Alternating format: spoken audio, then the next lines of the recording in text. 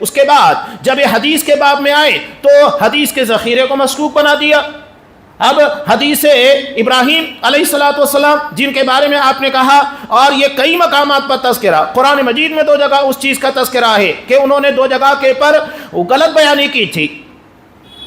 حالانکہ حضرت ابراہیم علیہ الصلوۃ والسلام کے بیان کرنے کا مقصود کچھ اور تھا، لوگوں نے سمجھا کچھ اور، لیکن آپ صلی اللہ علیہ وسلم نے اسے ثلاثہ کذبات کے اندر شامل کیا ہے،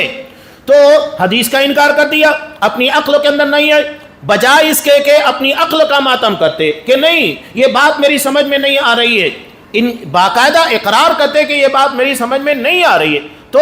اپنی غلطی کا اعتراف کرنے کے بجائے حدیث رسول کو ٹارگٹ کیا، بخاری کو نعوذ باللہ مشکوک بنا دیا، راویوں کو مشکوک بنا دیا، حدیث کو مشکوک بنا دیا کہ ہو سکتا ہے کہ کوئی صحیح روایت جس کو محدثین نے صحیح کہا وہ غلط ہے، ہو سکتا ہے کہ محدثین نے جس روایت کو ضعیف کہا وہ صحیح ہو سکتا ہے۔ تو ہم بھی یہی کہہ سکتے ہیں، نہ ہو سکتا ہے کہ آپ چور ہو سکتا ہے کہ آپ ڈاکو ہو سکتا ہے، تو سکتے کے لیے کوئی دلیل تھوڑی لگتی ہے۔ اسلام کی بنیاد شکوک کے پر نہیں ہے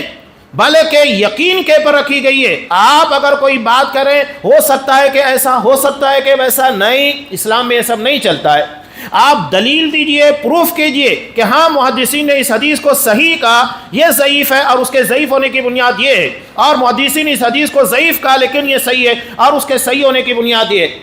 دلیل دیجئے گا، صرف لوگوں کے ذہن و دماغ کے اندر زہر مت بھریے گا۔ تو حدیث کے بارے میں لوگوں کو بدگمان بنا دیا۔